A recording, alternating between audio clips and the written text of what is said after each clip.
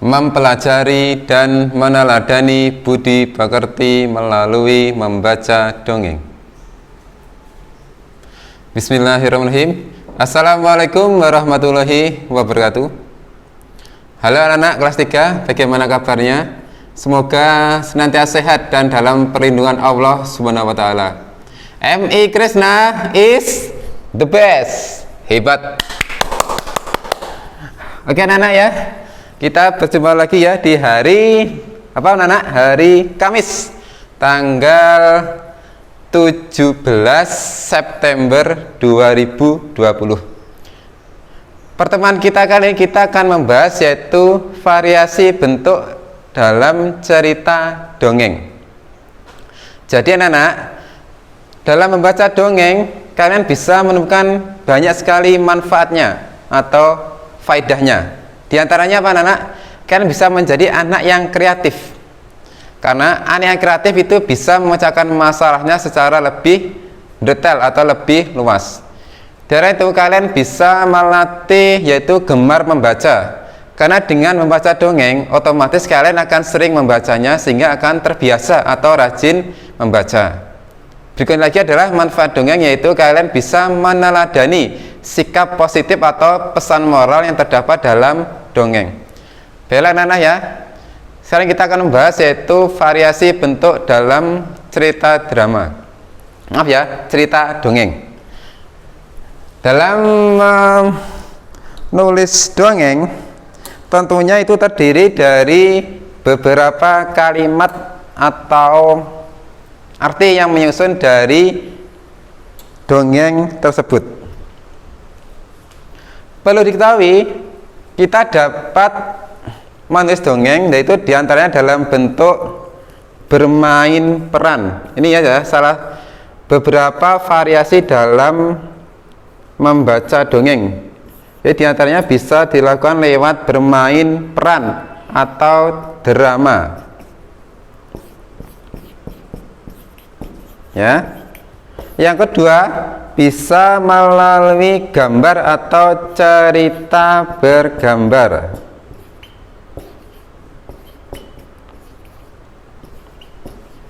Jadi anak ya, dongeng yang umumnya terdiri dari bacaan atau kalimat, nanti kalian bisa ubah atau yaitu ke dalam bentuk yaitu bermain peran atau drama. Yang kedua bisa melalui cerita yang bergambar.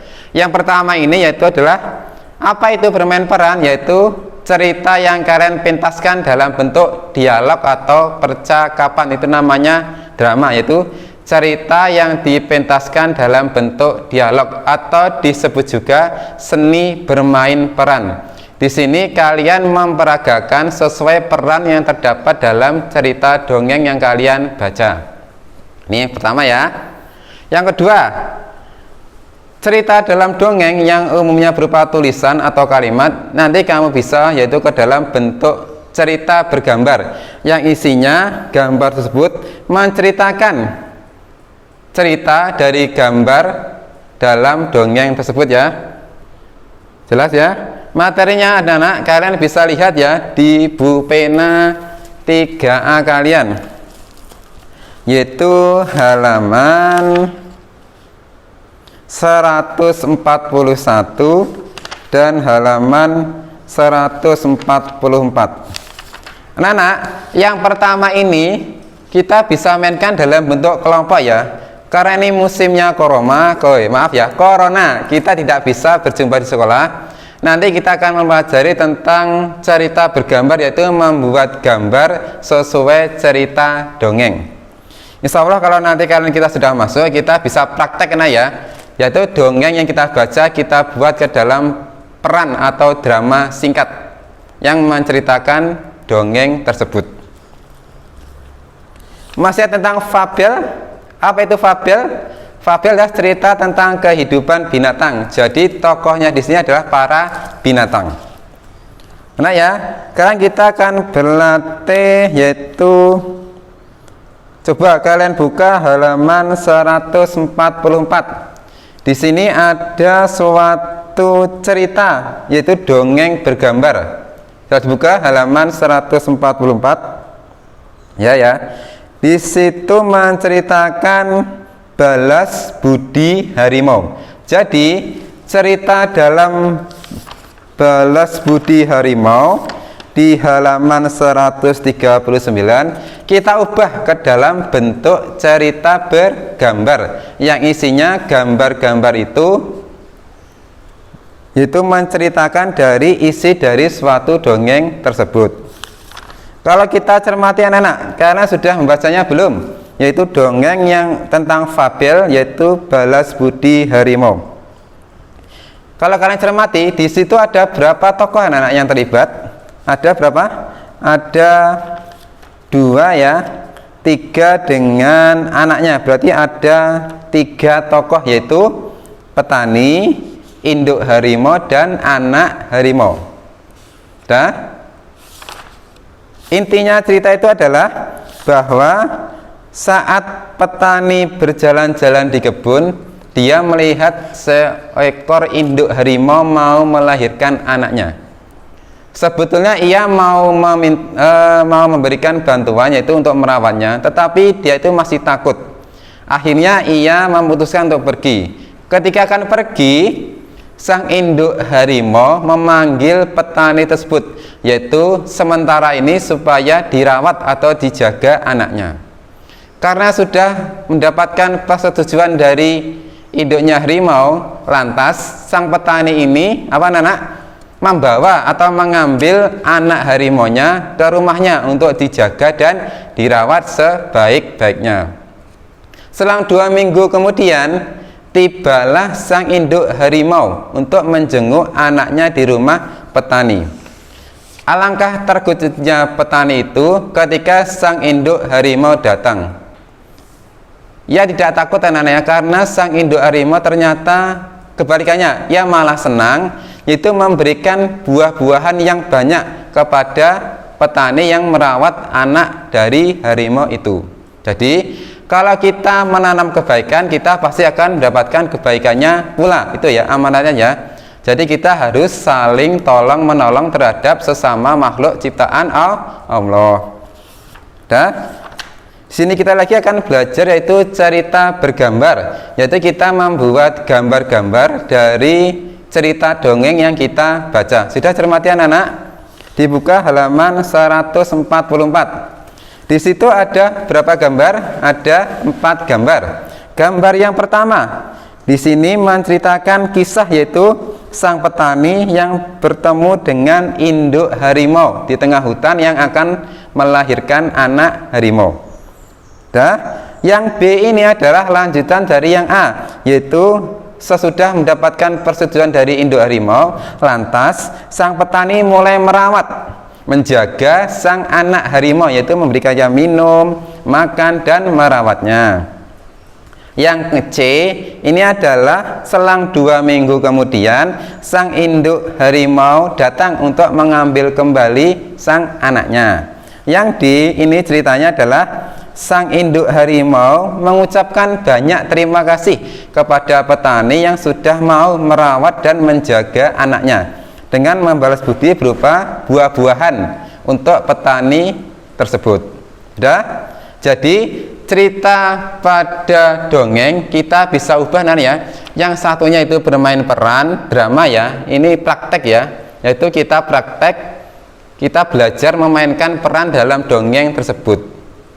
Yang kedua yaitu cerita bergambar, yaitu cerita dalam dongeng kita ubah ke dalam bentuk gambar-gambar yang isinya menceritakan cerita dari awal dongeng hingga akhir dongeng. Jelas ya di sini ya. Berikutnya anak, kita akan belajar membuat cerita bergambar dari sebuah dongeng yang kita baca. Silakan anak ya, kamu buka ya bupenanya ya, halaman 118. Sudah dibuka? Halaman 118. Di situ ada dongeng. Sudah dibuka belum anak-anak? Sudah ya? Di situ ada dongeng, yaitu judulnya Kebun Penuh Lubang. Kemarin kan kalian sudah membaca ya, memahaminya ya. bahwa di situ ada berapa tokoh anak-anak yang terlibat? Ada Lulu, Lili, dan Kusi. Kalian ya, kita coba ya membuat cerita bergambar dari dongeng yang berjudul Kebun Penuh Lubang. Ini juga melatih kreativitas kalian dalam membuat gambar anak ya. Kamu gambarnya harus lebih baik dari Pak Yuda. Jelas? Kita mulai ya. Di sini kita coba memahami dulu inti dari dongeng tersebut. Di sebuah kebun tinggallah kakak beradik kelinci. Mereka bernama Lulu dan Lili. Pada suatu hari datanglah sekelompok tikus tanah ke kebun. Mereka membuat lubang di mana-mana. Kita mulai ya. Kita coba membuat gambar dari dongeng tersebut. Di situ tadi ada berapa tokoh anak-anak? Ada 3 ya. Ada Lulu, Lili, dan Kusi. Lulu itu apa anak-anak? Yaitu adalah yaitu kelinci atau hewan, yaitu kelinci. Kita mulai ya.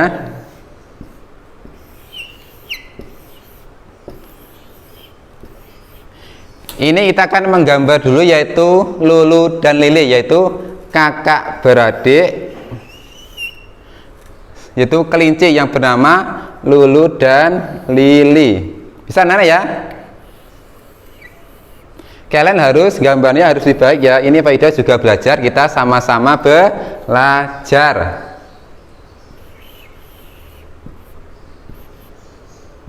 Nah, ini ya. Ini Lulu anak-anak ya. Ini kakaknya Lili. Nah, ini ya.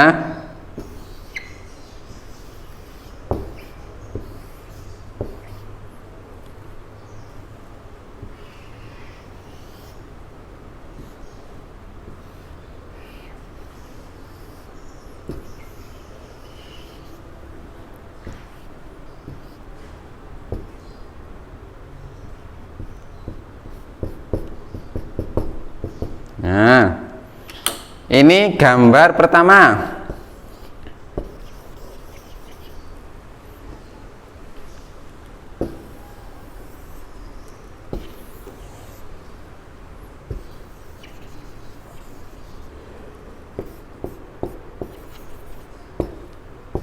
Nah, jadi di sebuah kebun itu tinggallah yaitu kakak beradik namanya Lulu dan Lili. Sudah paham ya?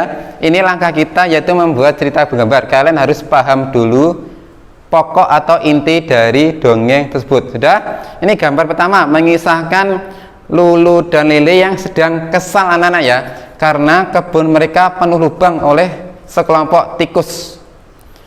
Terjadilah percakapan di antara mereka, yaitu Lulu memutuskan untuk menemui Kusi. Siapa itu Kusi anak-anak? Yaitu pimpinan tikus yang melubangi kebun miliknya Lulu dan Lili. Ini gambar pertama anak-anak ya. Gambar pertama itu mengisahkan di kebun, yaitu ada percakapan antara Lulu dan Lili yang sedang kesal karena kebun mereka penuh lubang oleh ulah si tikus, sekelompok tikus yang pimpinannya namanya Kusi. Akhirnya Lulu memutuskan untuk menemui Kusi agar tidak lagi membuat lubang di kebun mereka. Sekarang kita masuk ke gambar kedua anak ya. Ini kan gambar pertama sudah, itu mengisahkan ada kakak beradik yaitu Lulu dan Lili, yaitu kelinci yang sedang berdiskusi bagaimana cara mencari jalan keluar agar kebunnya mereka tidak dilubangi lagi. Nah, ini ya, kalian harus belajar menggambar juga ya. Kalian lebih baik bisa diberi warna ya, biar lebih menarik gambar kalian di rumah ya. Sekarang kita ke gambar kedua, yaitu mengisahkan Lulu bertemu Kusi, yaitu pimpinan tikus yang melubangi kebun mereka. Nah, Padahal cuma menggambarkan yaitu pertemuan antara Lulu dan siapa anak pimpinan tikusnya, namanya Kusi. Nah, coba ya.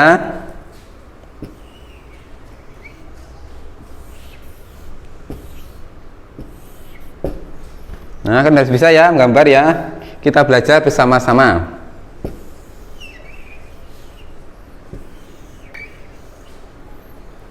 Nah,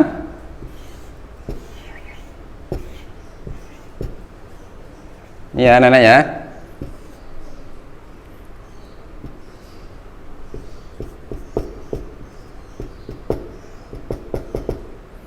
Itu pertemuan antara Lulu dan Kusi. Nah, ini Lulunya ya, ini adalah Lulu, kakak dari Lili. Itu bertemu Kusi, sang pimpinan tikus. Ini Kusinya.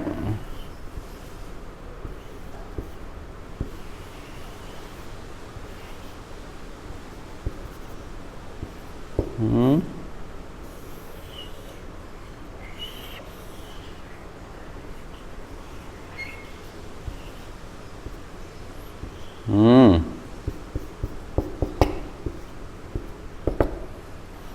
Nah.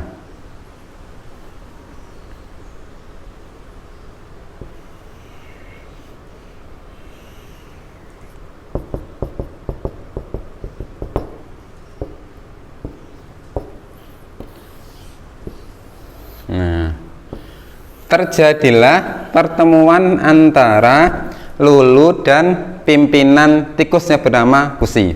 Ini gambar kedua. Ini ya.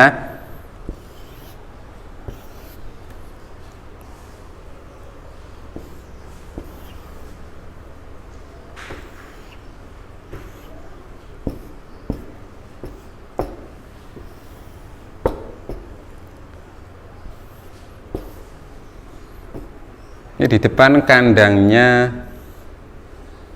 Kusi anak-anak ya.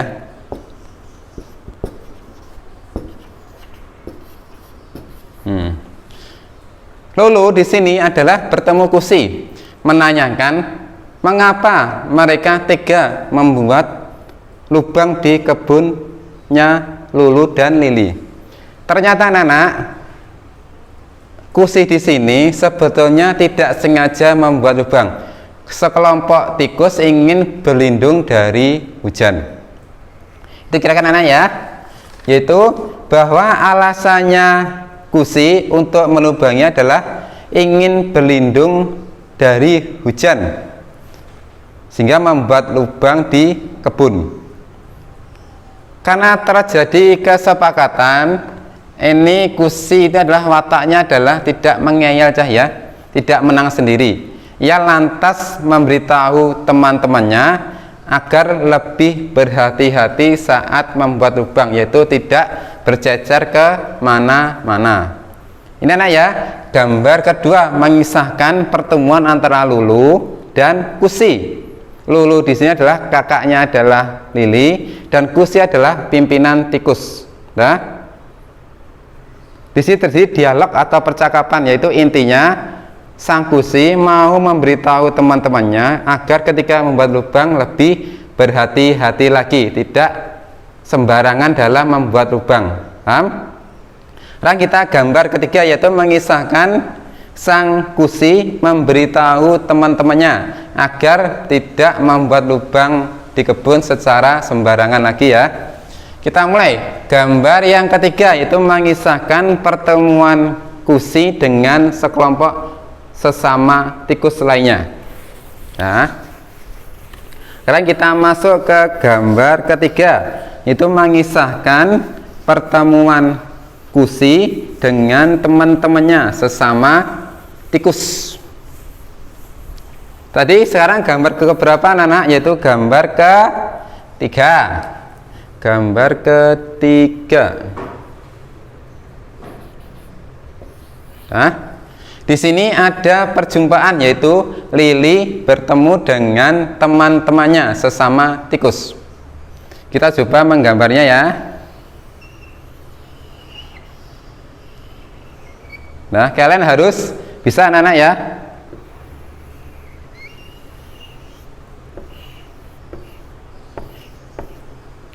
Nah, hati-hati, nggak usah terburu-buru ya.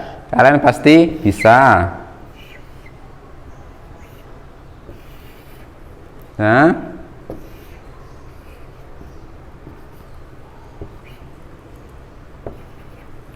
ingat, dalam gambar tidak perlu bagus ya. Yang penting gambarnya jelas, bisa dipahami maksudnya.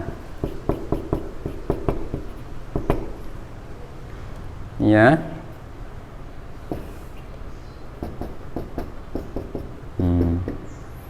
Ini adalah kursi anak-anak ya, pimpinan para tikus tadi yang melubangi kebun.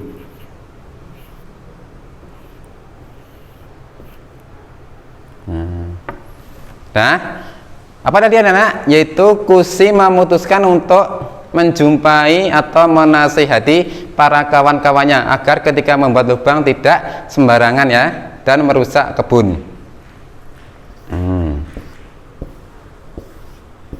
Ini terjadi percakapan anak-anak ya antara kursi dan para teman-temannya.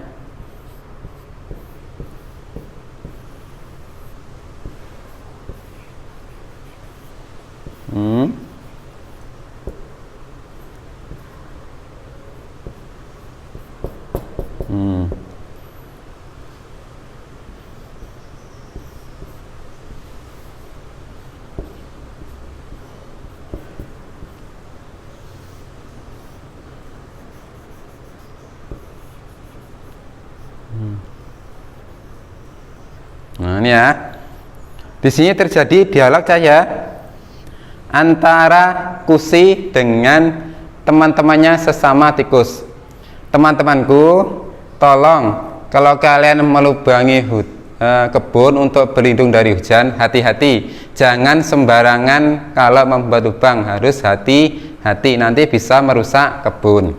Akhirnya terjadi kesepakatan anak ya antara kursi dan teman-temannya. Kira-kira apa anak-anak amanat dari cerita dongeng kemarin yang berjudul Kebun Penuh Lubang, yaitu adalah kita setiap permasalahan dapat kita selesaikan jika dibicarakan dengan baik-baik. Terbukti anak-anak ya bahwa siapa namanya? Lulu menemui kursi untuk memutuskan bagaimana solusi agar kebunnya tidak lagi penuh lubang di mana-mana, yaitu adanya percakapan atau dialog, yaitu antara Lulu dan pimpinan tikus yang namanya kursi. Ini ya anak-anak ya, cerita yang jadi gambar ketiga. Jadi anak-anak, gambar maaf ya, dari dongeng yang berjudul Kebun Penuh Lubang kita bisa buat gambar, yaitu ilustrasi yang menceritakan bagaimana dongeng tersebut dari awal hingga akhir. Ini ya, dari mulai pertama tadi yaitu perjumpaan itu adalah sepasang kelinci namanya Lulu dan Lili. Gambar kedua itu menceritakan itu pertemuan antara Lulu dan pimpinan tikus yang namanya Kursi. Yang gambar tiga itu adalah pertemuan antara Kursi dengan teman-temannya sesama tikus, yaitu membicarakan agar tidak lagi membuat lubang di mana-mana, yaitu di kebunnya milik Lulu dan Lili. Dan anak sampai sini paham ya bagaimana cara kita membuat gambar yang menceritakan isi dari dongeng yang kita baca. Untuk tugas kalian anak ya dah, kalian coba membuat cerita bergambar dari dongeng fabel yang judulnya Kancil dan Buaya. Udah lagi,